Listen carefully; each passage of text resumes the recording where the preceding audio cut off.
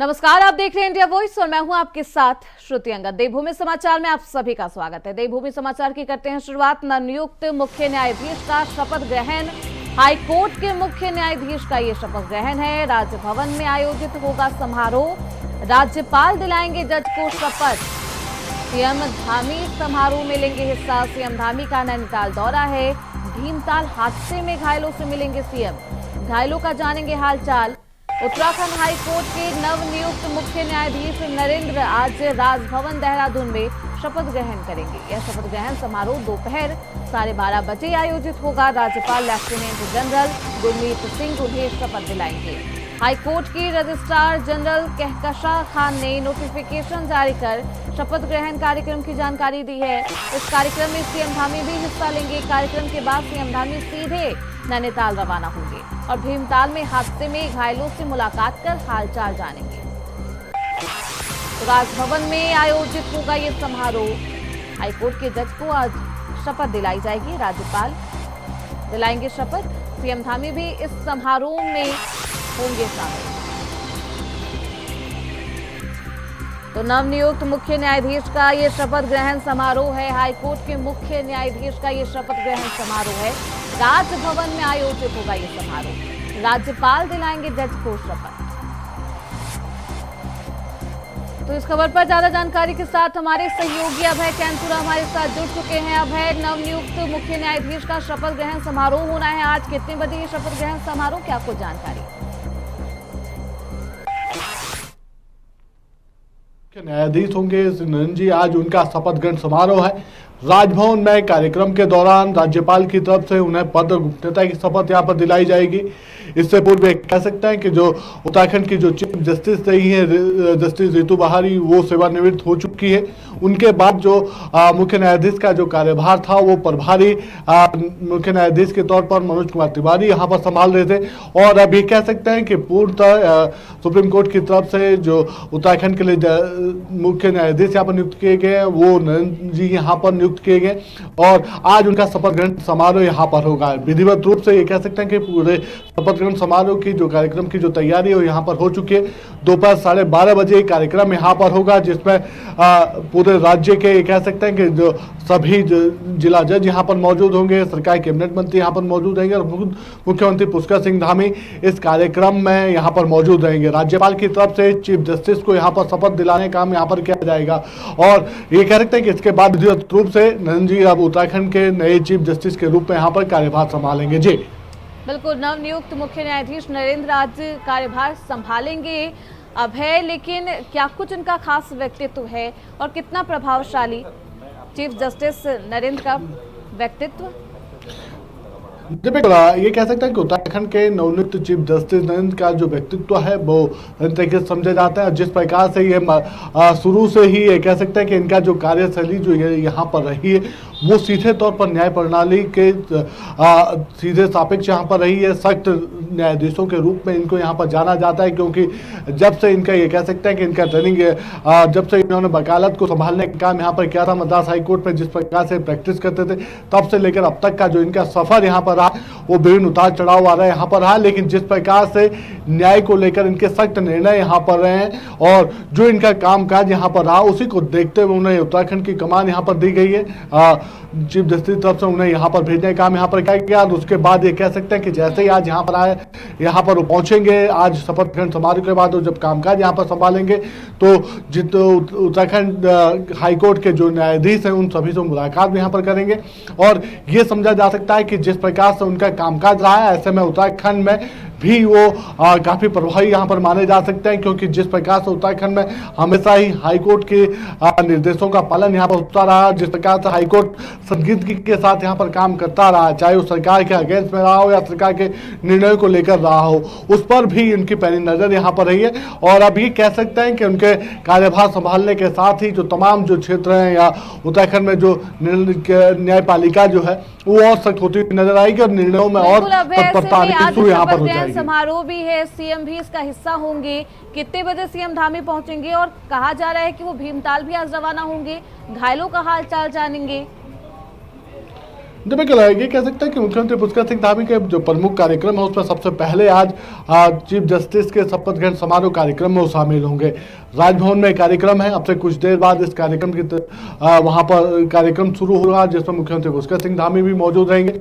उसके बाद यानी शपथ ग्रहण समारोह के बाद मुख्यमंत्री पुष्कर सिंह धामी नैनीताल के लिए यहाँ से रवाना होंगे। नैनीताल में कह सकते हैं कि हल्द्वानी में जो सुशीला तिवारी मेडिकल कॉलेज है वहां पर मुख्यमंत्री पुष्कर सिंह धामी जाएंगे। जो कल भीमताल में जो सड़क हादसा हुआ था जिसमें एक बस वहां पर दुर्घटनाग्रस्त हुई थी जिसमें 4 लोगों की मौत, 26 लोग घायल हुए थे, और उसमें अब ये कह सकते हैं कि जो बड़ा अपडेट निकल कर सामने आ रहा है उसमें 5 लोगों की मौत की सूचना यहां पर अब तक मिल पा रही है। यानी जो मौत का आंकड़ा वो बढ़ चुका है। 5 लोगों की मौत इस सड़क हादसे में यहां पर हुई है।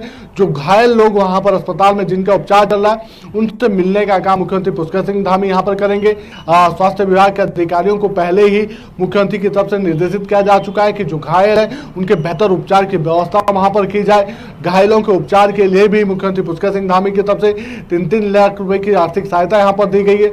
जो इस सड़क हादसे में जो लोग मृतक यहाँ पर जिनकी मृत्यु यहाँ पर हुई है उनके परिजनों को भी सरकार की तरफ से 10-10 लाख रुपए आर्थिक मुआवजे की घोषणा यहाँ पर की गई है। तो ये कहा जा सकता है कि जो अभी फिलहाल जो अस्पताल में जो लोग घायल हैं मौजूद है जिनका उपचार चल रहा है उनके बेहतर उपचार के लिए भी सरकार की तरफ से दिशा निर्देश यहाँ पर दिए गए। इसके बाद मुख्यमंत्री पुष्कर सिंह धामी हल्द्वानी में ही जो राष्ट्रीय खेलों को लेकर जो कार्यक्रम आयोजित हो रहा है जिसमें मसाल रैली का शुभारंभ वहां पर होगा, उस मसाल रैली के शुभारंभ कार्यक्रम में भी मुख्यमंत्री पुष्कर सिंह धामी वहां पर मौजूद रहेंगे। आज से ये कह सकते हैं कि राष्ट्रीय खेलों की जो मसाल है वो आज से उत्तराखंड के भ्रमण पर यहाँ पर चलेगी। उत्तराखंड के सभी 13 जिलों के 99 स्थानों पर यह मसाल जाने का काम करेगी। अगले 33 दिनों तक लगातार मसाल उत्तराखंड के विभिन्न स्थानों पर जाने का काम यहाँ पर करेगी। हर जनपद में 2 से 3 ऐसे स्थान है। लोग घायल हुए हैं अब है उनसे भी मुलाकात करेंगे सीएम धामी और बाद बाकी जो कार्यक्रम है उसका भी हिस्सा बनेंगे। बहुत शुक्रिया इन तमाम जानकारियों के लिए। अभय आप बने रहिए हमारे साथ, आगे भी आपका रुख करेंगे। तो हाईकोर्ट के मुख्य न्यायाधीश आज शपथ ग्रहण करेंगे। खबरों में बढ़ते हैं आगे। पिथौरागढ़ से हल्द्वानी जाती रोडवेज बस बुधवार दोपहर आमडाली के पास एक कार को बचाते वक्त पैरापीट तोड़कर 150 फुट गहरी खाई में गिर गई। हादसे में 4 लोगों की मौके पर ही दर्दनाक मौत हो गई है। चालक, परिचालक समेत 23 यात्री घायल बताए जा रहे हैं। इनमें से 21 की हालत बेहद गंभीर बताई जा रही है, जिसके बाद अस्पताल में इलाज के दौरान एक व्यक्ति की मौत के बाद मृतकों की जो संख्या है वो 5 हो गई है। मुख्यमंत्री पुष्कर सिंह धामी ने भीमताल के आमडाली क्षेत्र में हुई रोडवेज बस दुर्घटना पर गहरा दुख जताया है। उन्होंने मृतकों के परिजनों को 10-10 लाख रुपए, गंभीर रूप से घायल हुए यात्रियों को 3 लाख रुपए और मामूली रूप से घायल हुए यात्रियों को 15 से 25 हजार रुपए देने की घोषणा भी की है।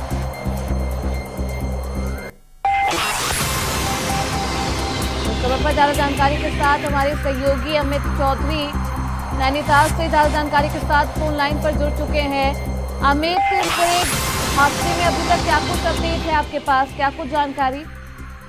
देखिए सुशील, कल भीमताल से हल्द्वानी आ रही बस थी, उसमें जो यहाँ पर सभी सवार थे व्यक्ति उनकी उसमें यहाँ 25 लोग घायल बताए जा रहे थे कल देर शाम तक जो आंकड़ा था। और क्योंकि देर शाम एक मृत्यु और होने का जो मृत्यु की संख्या थी वो 5 पहुंच गई थी और एक व्यक्ति को एयरलिफ्ट करके ऋषिकेश ले जाया गया और बाकी जो गंभीर व्यक्तियों का इलाज अभी सुशीला तिवारी में जारी है। और वही बात करें तो अब जिस प्रकार से जो यहाँ पर जो घटना को लेकर के मुख्यमंत्री की तरफ है और यहाँ पर जो यहाँ पर की गई है, खुद खेल मंत्री भी कल हल्द्वानी दौरे में थी तो वो उन्होंने यहाँ पर आके वो घायलों का हालचाल जाना। तो उसके बाद से अब वहाँ पर क्योंकि मुख्यमंत्री का आज हल्द्वानी दौरा है, स्टेडियम में अंतर्राष्ट्रीय स्टेडियम में कार्यक्रम करने वाले, तो सबसे पहले हल्द्वानी पहुंच करके यहाँ पर जो घायल है उनका हालचाल जाएंगे, उसके बाद अपने कार्यक्रम में वो शिरकत करेंगे। और अभी क्योंकि कल जो घायलों की संख्या होने के बाद जब यहाँ पर 26 लोग घायल है और 5 की यहाँ पर मृत्यु हुई, तो उनसे जो यात्री थे वो बस में सवार थे और उसके बाद यहाँ पर उनको सुशीला तिवारी लाया गया। उसके बाद यहाँ पर एक यहाँ पे ऋषिकेश एयरलिफ्ट किया गया है और 4 लोग अभी ताजा आंकड़ा है उसमें से 5 लोगों की यहाँ पर मृत्यु हो चुकी है। जी बिल्कुल अमित, क्योंकि अब मुआवजे का भी ऐलान सरकार के द्वारा कर दिया गया है, क्या कुछ सरकार ने ऐलान किया है, क्या कुछ निर्देश अधिकारियों को दिए जा रहे हैं अमित? देखिए दूसरी बात यह है तो अब क्योंकि दुर्घटना के बाद से अब यहाँ पर सहायता राशि और मुआवजे का भी ऐलान यहाँ पर सरकारी तरफ से किया गया, जिसमें बस दुर्घटना में जो मृत्यु की परिजनों को 5 लाख रुपए की सहायता दी जाएगी। तो 5 लाख दी जाएगी, जबकि सड़क सुरक्षा निधि के तहत 2 लाख रुपए और मुख्यमंत्री। बिल्कुल, बहुत शुक्रिया अमित आपका इन तमाम जानकारियों के लिए। तो आज सीएम धामी भी मिलते हुए मुलाकात करते हुए नजर आएंगे परिजनों से, साथ ही साथ तमाम अधिकारियों को सख्त निर्देश भी दिए गए हैं। तो इस हादसे में अभी तक 5 लोगों की दर्दनाक मौत हो गई है। खबरें बढ़ते आगे, देहरादून से बड़ी खबर सामने आ रही है। निकाय चुनाव में टिकट पर मंथन जारी है। दावेदारी के बाद प्रत्याशियों की धड़कन तेज है। पार्टी आज करेगी फाइनल मंथन करने के बाद आज लगा सकती है मुहर। 24 से 48 घंटे में प्रत्याशियों के नाम पर मुहर संभव है। बीजेपी प्रदेश मुख्यालय में जुटा दावेदारों का हुजूम। टिकट बंटवारे से पहले बीजेपी का बड़ा दावा, बीजेपी का टिकट जीत की गारंटी है। कांग्रेस में भी निकाय को लेकर मंथन जारी है। नेता प्रतिपक्ष के आवास पर ये बैठक हुई है। देर रात चुनाव के लिए रणनीति पर भी चर्चा की गई है। निकाय में बीजेपी को कड़ी टक्कर की तैयारी है। कांग्रेस ने अपनी पूरी ताकत झोंक दी है। तो निकाय का दंगल अब बेहद दिलचस्प नजर आ रहा है। चुनाव की तैयारियों को लेकर बैठकों का दौर जारी है। हालांकि मंथन और बैठक किया जा रहा है। प्रत्याशियों के नाम पर ये मंथन है। दावेदारियों के बाद प्रत्याशियों की भी धड़कन तेज है। पार्टी आज फाइनल मंथन करती हुई नजर आएगी। कांग्रेस पार्टी और बीजेपी दोनों ही प्रत्याशियों को लेकर चिंतन और मंथन करती हुई नजर आ रही है। हमारे साथ हमारे सहयोगी अभय कैंथुरा लगातार बने हुए हैं। अभय, निकाय चुनाव को लेकर सियासी सरगर्मियां तेज है, वही मंथन का भी दौर जारी है। बीजेपी और कांग्रेस दोनों ही प्रत्याशियों के किसे टिकट देगी, क्योंकि दोनों के पास ही लंबी लिस्ट है, ऐसे में किसे टिकट देगी, इस पर मंथन किया जा रहा है। देखिए, निकाय चुनाव की तारीखों का ऐलान यहाँ पर हो चुका है। निकाय चुनाव की तारीखों के ऐलान के साथ ही जो चुनावी जो रण है वो काफ़ी यहाँ पर तेज हो चुका है। बीजेपी हो या कांग्रेस या फिर दूसरे राजनीतिक दल हो, वो इस चुनाव को लेकर अपनी अपनी जो तैयारियां, उन तैयारियों को अंतिम रूप देने का काम यहाँ पर कर चुके हैं। सियासी बिसात बिछाने का काम यहाँ पर चल रहा है। सबसे बड़ी बात है कि प्रत्याशियों में जिताऊ और टिकाऊ प्रत्याशियों की तलाश इस समय राजनीतिक दल करते हुए नजर आ रहे हैं। चाहे बीजेपी हो या कांग्रेस, दोनों ही दल इस समय निकाय चुनाव में अपने प्रत्याशियों को जो सूची है, जो दावेदारों की जो संभावित सूची पार्टी के पास अभी तक पहुंची है, उसमें से अपने जिताऊ प्रत्याशियों को तलाशने में जुटी नजर आ रही है। एक पैनल बनाने का प्रयास यहाँ पर पार्टी संगठन की तरफ से किया जा रहा है, चाहे बीजेपी में हो या कांग्रेस में हो। एक पैनल बनाने का प्रयास यहाँ पर किया जा रहा है ताकि लंबी सूची से हटकर एक ऐसे पैनल में यहाँ पर बनाए जाए जो जिताऊ और टिकाऊ प्रत्याशी, जिस पर पार्टी अपना दाव यहाँ पर खेल सकती है। बीजेपी की अगर हम बात करें तो गढ़वाल मंडल और कुमाऊं मंडल, दोनों ही मंडलों में से पार्टी के जो प्रत्याशी हैं निकायों में, चाहे वो मेयर के हों, अध्यक्ष के हों या पार्षदों के हों, उन सभी के लिए यहाँ पर पैनल बनाने का काम हो चुका है। आज देर शाम ये कह सकते हैं कि पार्टी की जो प्रदेश चुनाव संचालन जो समिति है उसकी यहाँ पर बैठक यहाँ पर हो गया। संभावना यही है कि अगले 24 से 48 घंटे के भीतर पार्टी की तरफ से सभी संभावित प्रत्याशियों में से पार्टी की तरफ से प्रत्याशियों को घोषित करने का यहाँ पर काम किया जाएगा, जो इस बार मेयर का चुनाव यहाँ पर लड़ेंगे, पार्षदों का चुनाव यहाँ पर लड़ेंगे या फिर अध्यक्षों का चुनाव उनकी तरफ से यहाँ पर लड़ा जाएगा। पार्टी उनके नामों का ऐलान यहाँ पर जल्द कर सकती है। कांग्रेस की अगर हम बात करें तो कांग्रेस में भी बैठकों का दौर चल रहा है। कल देर शाम भी नेता प्रतिपक्ष यशपाल आर्य के जो सरकारी आवास है वहां पर कांग्रेस के जो नेता, वरिष्ठ नेता, वो वहां पर जुटे रहे। पार्टी के जो संभावित प्रत्याशी हैं वो अपने लिए लॉबिंग करते नजर आए। पार्टी अपने लिए एक पैनल बनाने का प्रयास यहाँ पर करिए ताकि इस निकाय चुनाव में बड़ी जीत हासिल कर सके और सत्ताधारी दल को मात देने का काम यहाँ पर किया जा सके। लेकिन जो चुनौती है वो चुनौती इस रूप में पार्टी के सामने है कि दावेदारों की सबसे लंबी फेहरिस्त बीजेपी और कांग्रेस दोनों के पास यहाँ पर है। अगर कांग्रेस की अगर हम बात करें तो कांग्रेस में कह सकते हैं कि एक सीट पर 9 से 10 ऐसे संभावित प्रत्याशियों ने अपना आवेदन यहाँ पर एक सीट के लिए यहाँ पर किया, जबकि बीजेपी के पास अगर हम बात करें तो बीजेपी के पास 8 से 12 ऐसे संभावित प्रत्याशी एक सीट पर दावेदार बनकर उभरे हैं जो टिकट की यहाँ पर मांग करते नजर आ रहे हैं। तो ऐसे में उन सभी के लिए, उन सभी के बीच से एक ऐसे प्रत्याशी को चुनना जो जिताऊ भी हो, टिकाऊ भी हो, वो सबसे बड़ी चुनौती पार्टी के सामने नजर आ रही है। इसलिए पार्टी मंथन कर रही है और उम्मीद ये है कि अगले कुछ घंटों में या 1 से 2 दिन के भीतर दोनों ही दल अपने प्रत्याशियों की घोषणा यहाँ पर कर देंगे और उसके बाद नॉमिनेशन का जो दौर है जो कल से शुरू होने वाला है वो यहाँ पर हो पार्टियों के जाएगा। पास अब है, ऐसे में देखना बेहद दिलचस्प होगा कि क्या 48 घंटे में प्रत्याशी इस मुकाम पर पहुंच पाती है कि वो प्रत्याशियों का चयन कर पाए या फिर और भी वक्त लगेगा। लेकिन अब सवाल यही है क्योंकि निकाय चुनाव बेहद अहम है दोनों ही पार्टियों के लिए, ऐसे में दोनों पार्टियां रणनीति क्या कुछ बना रही है इस चुनाव को लेकर?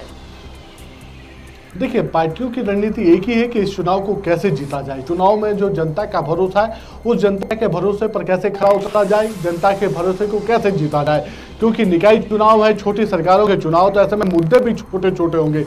जनता के जो छोटे कुछ मुद्दे होते हैं, चाहे वो सड़क का मुद्दा हो, नाली का मुद्दा हो, बिजली का मुद्दा हो या सफाई व्यवस्था का मुद्दा हो, या फिर जो सुरक्षा की जो दीवारें यहाँ पर लगती है, नदियों के किनारे जो सुरक्षा की दीवारें यहाँ पर लगती है, पुस्ते लगते हैं, या फिर वो मुद्दे हो, उन पर किस प्रकार से जनता के भरोसे से कुछ जीतने का काम यहाँ पर किया जाए। तो लगातार प्रयास यही है और ऐसे में पार्टी रणनीति ऐसे बना रही है कि जो जनता के बीच के हो, जो जनता जिस चेहरे पर भरोसा कर सकती हो उसको अपना पार्टी अपना कैंडिडेट बनाने की तैयारी यहाँ पर कर रही है। दावेदारों की सूची लंबी है, लेकिन ये पार्टी को भी पता है, दावेदारों को भी मालूम है कि किसी एक को ही टिकट मिलना है। ऐसे में अपनी अपनी दावेदारी को मजबूत करने का काम कर रहे हैं। पार्टियों के सामने चुनौती है कि जब टिकट बंटवारा हो जाएगा तो उसके बाद जो नाराज जो प्रत्याशी यहाँ पर होंगे, जिन्होंने दावेदारी करती उन्हें टिकट नहीं मिल पाया, उनको कैसे यहाँ पर मैनेज किया जाए, उनको कैसे मनाने का काम किया जाए ताकि सभी लोग एक साथ यहाँ पर चल सके। तो उस रूप में पार्टियां काम कर रही है। टिकट के देने के बाद अब नाराजगी कैसे दूर की जाएगी, पार्टियों के लिए बड़ी चुनौती है। लेकिन सवाल यही है क्योंकि अब है ना दिलचस्प तस्वीर निकाय चुनाव की है,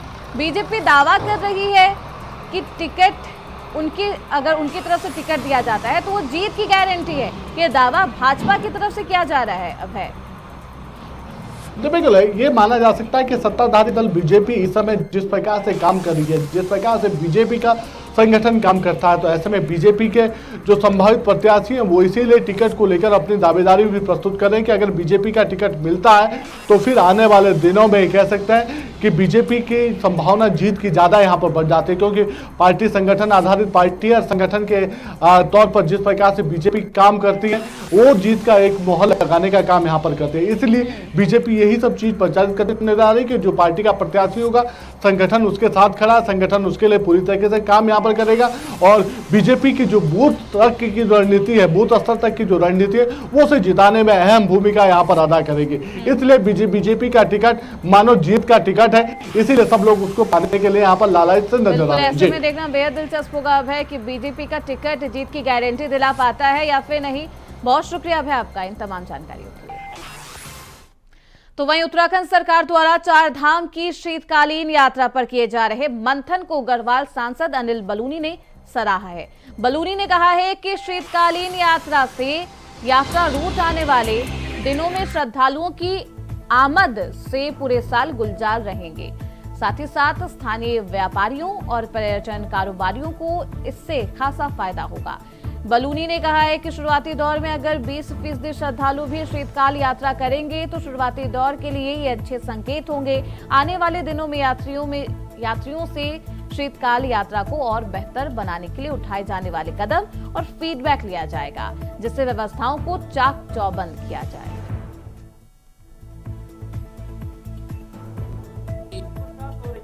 बहुत प्यारी स्नोफॉल हो रही है, बहुत प्यारी हो रही है। अच्छी सोच के साथ किया गया है और अभी कुछ दिन पहले माननीय मुख्यमंत्री जी ने भी इसकी शुरुआत भी की है और वास्तव में पूरे साल भर जो है वो पर्यटन को बनाए रखने के लिए, क्योंकि हमारे यहाँ तो आधे समय चलता है आधे समय बंद रहता है, काफी कुछ महीने बंद भी रहना पड़ता है। लेकिन अगर इस तरह से कुछ 10% 20% भी इसमें हम लोग वृद्धि कर पाएंगे तो हमारे लोगों को रोजगार भी मिलेगा, हमारे पहाड़ की आर्थिकी को भी सबल होगी और मुझे लगता है कि ये प्रयास अच्छा प्रयास है। आने वाले समय में इसमें अगर हमको लगेगा कुछ और भी चीजें जोड़नी है तो उसको भी करके इसको आगे बढ़ाएंगे। और अब ये मान के चलिए कि हमारा जो शीतकालीन यात्रा है ये एक हमारा लगातार निरंतर चलने वाली प्रक्रिया है। वहीं उत्तराखंड के पर्वतीय जिलों में आज भी बारिश और बर्फबारी की संभावना है। मौसम विभाग के अनुसार देहरादून के पर्वतीय क्षेत्र सहित उत्तरकाशी, चमोली, बागेश्वर, रुद्रप्रयाग, पिथौरागढ़, चंपावत, नैनीताल और अल्मोड़ा में आज बारिश और बर्फबारी होने की संभावना है। वहीं ओली में हुई बर्फबारी के बाद ओली मोटर मार्ग पर पाला जमने के चलते आज दिन भर जाम की स्थिति बनी रही। जाम से निपटने के लिए ओली मोटर मार्ग पर पुलिस के जवान तैनात किए गए हैं। सड़क पर पाल जमने से वाहनों को आवाजाही में भारी दिक्कतों का सामना करना पड़ रहा है।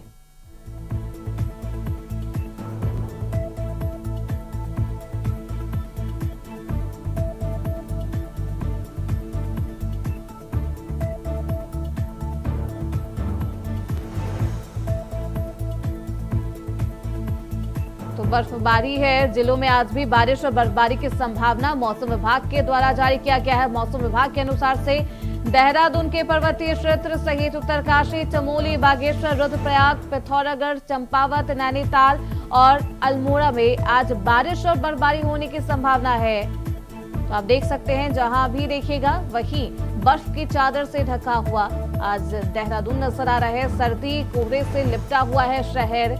वहीं मौसम विभाग ने बारिश और बर्फबारी की चेतावनी जारी की है। ओली में बर्फबारी के बाद वहां का ओली मोटर मार्ग अब जाम हो चुका है। पाला जमने के चलते आज दिन भर जाम की स्थिति बनी रही है। लोगों को आवाजाही में परेशानी हुई और जाम से निपटने के लिए ओली मोटर मार्ग पर पुलिस बल की तैनाती भी की गई है। सड़क पर पाल जमने से वाहनों को आवाजाही में भारी दिक्कत हो रही है। ऐसे में लोगों को भी काफी परेशानी हो रही है। वहीं पर्यटक बेहद खुश है। व्यापारियों के चेहरे भी खिल गए हैं इस बर्फबारी के बाद, क्योंकि पर्यटकों का तांता लगा हुआ है।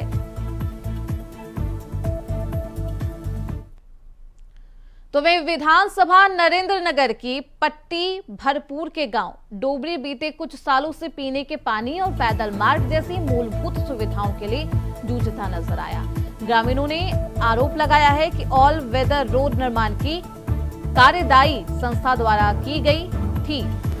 ऋषिकेश बद्रीनाथ राष्ट्रीय राजमार्ग के चौड़ीकरण से उनके गांव को जोड़ने वाले दोनों पैदल मार्ग बुरी तरह से क्षतिग्रस्त हो गए हैं। ग्रामीणों के विरोध करने पर कार्यदायी संस्था के अधिकारियों ने ग्रामीणों से पैदल मार्ग ठीक करने का भरोसा दिया था, मगर लगातार लिखा पढ़ी के बावजूद पिछले 7 सालों से पैदल मार्ग अभी तक भी ठीक नहीं हो पाया है। वही गांव पेयजल की किल्लत से जूझ रहा है। ग्रामीणों का कहना है कि पैदल रास्ता इतना खराब है कि जान जोखिम में डालकर महिलाएं पानी लेने जाने को मजबूर हो चली है। तो डोबरी गांव का पैदल मार्ग अब धाराशाही हो गया है।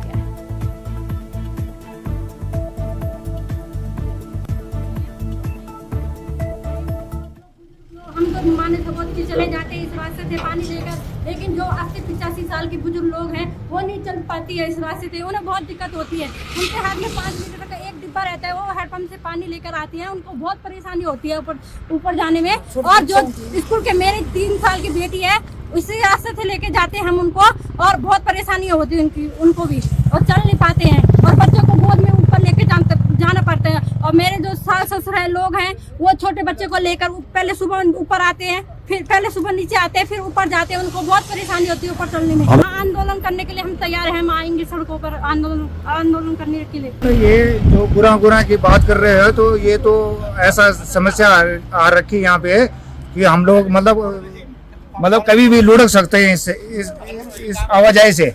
और मेरा सरकार से अनुरोध है कि जल्द से जल्द इसका निराकरण करें। जो हमारे खेत खलिहान भी तोड़ रखे हैं उसका भी उचित मुआवजा दें, और ये रास्ते जो पगडंडी तौर पे हम जा रहे हैं उसको व्यवस्थित बनाएं, और अगर नहीं बनाते हैं तो हम जन आंदोलन करने के लिए। हाईवे और जो ऑल वेदर रोड आई थी, ये गाँव का उत्तराखंड के विकास करने के लिए आई थी, परंतु इसके चलते ये देखिए रास्ते जो है वो डैमेज होते जा रहे हैं। गांव वालों के लिए आने जाने की आवाजाही में जो है बहुत ही दिक्कत का सामना करना पड़ रहा है। पहले तो पानी की किल्लत है, और ढो के सर पे बोझा लेके पानी का ढुलान करना पड़ता है, सामान का ढुलान करना पड़ता है।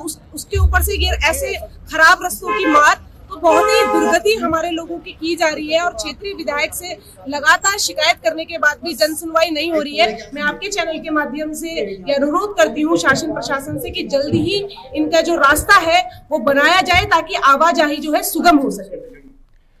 वही खबर देहरादून से है, जहां बढ़ती ठंड को देखते हुए नगर निगम व्यवस्थाओं को दुरुस्त करना शुरू कर दिया। वहीं इसे लेकर देहरादून नगर निगम आयुक्त ने बताया है कि शहर में नगर निगम क्षेत्र के अंतर्गत 40 स्थानों पर अलाव की व्यवस्था की गई है। इसके साथ ही 4 रैन बसेरों की भी व्यवस्था बढ़ते ठंड को देखते हुए की गई है।